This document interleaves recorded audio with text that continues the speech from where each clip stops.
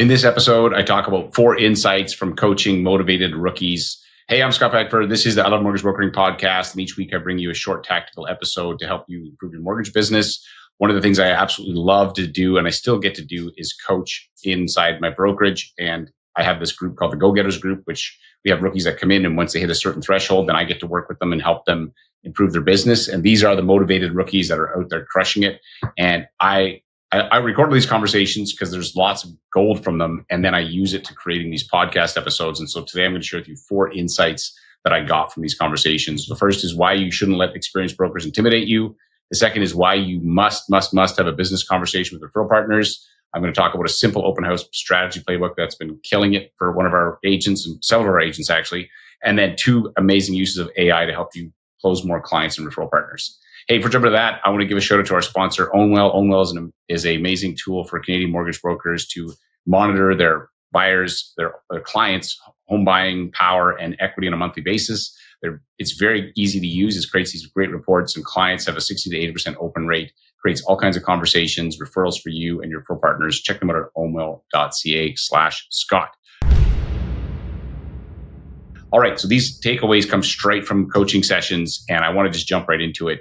The first is why you shouldn't let experienced brokers intimidate you. So one of the conversations I had with an agent that is pretty new in the business had told me a story about he had ran into a client who had already talked to a very experienced mortgage broker in the community, and it was a smaller community, knew who he was, knew who this broker was, and they weren't thrilled because the broker was putting them into a private loan. He's like, hey, it looks like I can't help you. I got to put in a private loan. He ended up putting this deal in through EQ Bank, and it was an alternative solution based on cash because he had a good credit score. He was a self-employed client.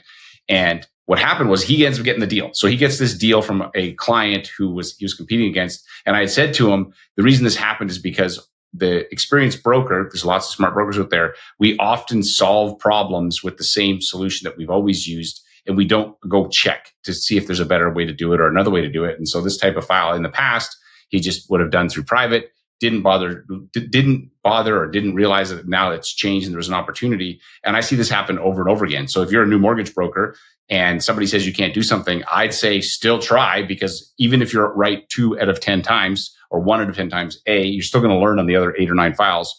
But B, you're going to find stuff that some of the more experienced brokers aren't going to spend the time to go do because it's like, hey, it's too much hassle. I've been doing this a long time. I already know the answer. And, there's this phrase that Charlie Munger used to say, man with a hammer syndrome. So a man with a hammer, everything's a nail. Well, to a mortgage broker who's always done it a certain way, they often don't go back and learn new skills. So he got the deal, totally thrilled, ended up the client's thrilled, the referral partner's thrilled, and he's going to save a lot of money. And I said, this is a fantastic result. So don't let them intimidate you, and definitely look for options. That's the first insight from the conversations. The second was you must have a business conversation, not just go meet with realtors or referral partners and say, oh, I hope you like me. Let's do business. Be my friend. It doesn't work. It will work, but it is so slow. And the percentages are low on conversion, and people can spend time with you for years and never refer you. They can be your friend. I think back to one of the agents that I was coaching when I was coaching in our academy. And this guy had known a realtor who lived close to him for 5 years. They've been friends. Their kids hung out, never got a single deal from her. When he finally sat down, figured out how to do this, what we show a 4-slide presentation, I do a presentation with real estate agents. He sat down and got 2 referrals from her the next week. Same thing happened recently. One of our agents, he had called a realtor. So he'd met at an open house. We'll talk about it in a second. Said, hey, I want to show you how I can help in your business. Realtor says, look, I got 6 other mortgage brokers I'm working with. I think it's a waste of your time. He goes, look, listen, I think I can show you how I can add value. At the end of that conversation, this is a new broker, keep in mind, he got the realtor's mortgage. At the beginning of the conversation, the realtor was, I got 6 mortgage brokers that I can work with. At the end of it, he gets a referral from the real estate agent and a referral to a client that the real estate agent was working with. Why? Because he went in with a 15-minute plan of how to turn that referral partner into a client. And you can't just rely on good looks. You can't rely on them liking you. They will like you and never refer you, especially when you're new and you don't have the reputation. So it's important to have a business conversation. So lesson number 1, don't let experienced brokers intimidate you. Lesson number 2, you must have business conversations with referral partners. Lesson number 3, here's a simple open house prospecting playbook that one of our agents has used. I've talked about this before, but he's made a little tweak that I really like. So we always recommend, if you're going to do an open house, stop by with something, do some research. So first step is research them. Second is stop by with some kind of little goodie bag, whether it's some mints or some, a drink and some gum, whatever. And then it gives you something to talk about. And so that's all good. He did that, but here's what he would do. He would research ahead. He would call ahead. So he's going to do these open house. He would call ahead and just confirm, is it going to be the realtor on the listing in the open house, or is it going to be someone else? Because if it's someone else, then he can get some intel on that person. So imagine, your Bob Smith has got the listing. There's going to be an open house, but Bob Smith is a busy realtor. He's not even going to show up at the open house. It's going to be somebody that works for him or another realtor in his office. And so by calling Bob Smith saying, hey, Bob, I'm a local mortgage broker. I'm going to pop by your open house. Just want to check in. And he builds a rapport with that person. And then if he finds out there's someone else going to be there, he gets intel on that person. So when he shows up, he says, hey, I was talking to Bob. He told me you're going to be here. How's it going, Jennifer? And now all of a sudden he's got instant rapport. And then he still uses the goodie bag. And the whole purpose of that is to build a initial connection to eventually go back to my second point, which is a business conversation. So a presentation to show him how he can help. So you got to show up with a plan, and then you got to follow up. So the last part is that even if you do open houses, even if you do presentations, if you don't follow up, you might as well shoot yourself in both feet, because you're not going to make anywhere near the amount of money or progress if you're not following up, because it's that important. Following up will double or triple the amount of business you do. So that's the third point. Open house prospecting playbook that I picked up from these conversations. The last is two amazing uses of AI that I think are two just fantastic uses of AI that will increase your conversions. Now, if you're an experienced broker, you're like, Scott, I do this already. Good for you. This is more I'm talking to brokers who are not who are newer to the business, at least in this episode. And if you aren't, then maybe this will be helpful. So we talk about the idea that you need to be recording your conversations with clients, like your discovery calls, your strategy calls. They all need to be recorded. And a couple tools that you can use for this. One is called Fixer.ai, FYXER.ai. What it does is it does a couple things, actually. One, it will, when emails come into you, this will reduce your emails. When the emails come in, it'll actually look at your emails. And if there's a whole bunch of in the thread, and it's dang accurate. I'm actually shocked at how complex of an answer it can draft. I'm like, how does it know as much about my business?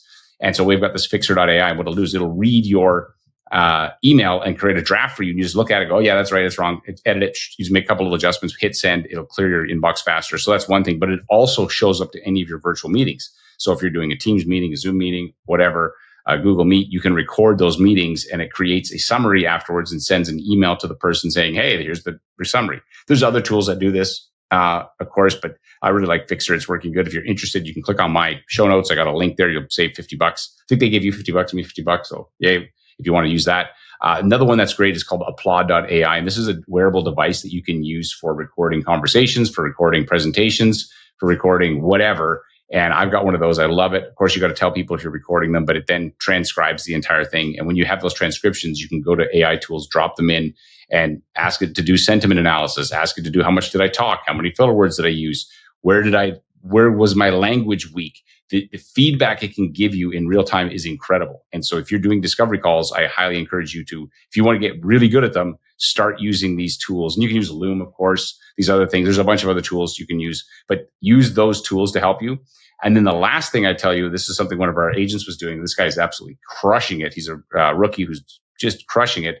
And I said to him, I'm like, how are you getting so, quote unquote, how are you getting so good so fast? And one of the things he told me he does is he sets up a ChatGPT as he says, hey, be a realtor. I want us to do scripting with you where I practice trying to get you to basically, I want to book an appointment with you, but you're going to try to brush me off. You're busy. And he does all this practicing on his scripting and conversations that he's gotten really, really good at it because he's done it so many times. And the best part about these ChatGPT tools, it doesn't have to be text. You can actually just, if you don't realize, in the corner of ChatGPT, there's a little button. You can actually talk to it. You can just be like, hey, chat. I've named my chat Odin. I don't know why, it just makes me smile. And so it's like, hey, Odin, how's it going? And it's like, hey, Scott. And then it has a conversation with you and you can literally just talk it out. So you have to be using AI to improve your business. In my opinion, you have to be using these recording tools and AI summaries to make things faster. The other reason that this is a great tool with these summary tools, you do a discovery call for a client, all of a sudden they disappear for 60 days. They come back, you're like, shoot, what did we talk about? Well, you got that summary. You can go back and look at it and be like, oh, here's what we talked about. Here's what they said. They got a first-time buyer. They're going to get a gift from their parents. Yeah, you got to write notes, but this is just, it's like note-taking on steroids. So that's another reason you want to use it. So let me give you a quick recap of what we talked about here. So these were all conversations I had with our go-getters groups. And I've done this now 3 times. And we'll be doing some more of them for our agents, and absolutely love working with these motivated rookies who are out there making things happen. And they're doing amazing, by the way. Even in this market, you can be, Scott, this is a terrible market. Yeah, they're doing absolutely incredible. And it's exciting to be working with them on that. So first is, as a quick recap, don't let experienced brokers intimidate you. Sometimes you can't teach an old dog new tricks, and the old dog doesn't realize there's a new way to do it. You can be the person that can do it and still win that deal. The second thing is make sure you have a business conversation with referral partners. Don't just think that, Scott, people like me, I'm friendly, I'm funny. That's all great, but you will not make money if you don't learn to have a business conversation. You've got to do those, like that realtor who said, I got 6 mortgage brokers, I don't need to talk to you. Oh, wait, hold on. Can you do my mortgage? Right. Third thing is, with open houses, call ahead. So this is really the tactic. Obviously, bring something to the open house, do some planning, do them in a circuit so it's easy. You can hit them all in one day, but call ahead and find out who's going to be there. And you can sometimes get 2 realtors for the price of one, because you can talk to the one realtor who owns the listing and the second realtor who's actually sitting in there. And then two ways to use AI to increase your conversions. Use tools like Fixer.ai or Plaud, Plaud.ai, which is a device that you can use for recording, and record those conversations and use those summaries and transcripts in AI tools to help you get better at conversations. And then the last is turn ChatGPT into your personal scripting coach who can try and mess you up and make it really hard on you, so that the phone calls get so easy that you're like, oh my gosh, you are nowhere near as hard as ChatGPT on expert mode, trying to prevent me from booking a meeting with you.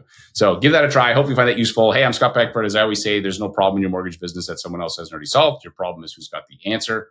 All right, goal with these podcasts is to provide some of those answers. One quick ask from you: if you want to get an email from me, value packed every single week, called our 321 email. I send 3 things to check out. I give you 2 AI tools or prompts that are useful for your mortgage business, and 1 idea from me. Click on this link. You can get on my email list. You can go to my social account. Give me a follow. I'd love that.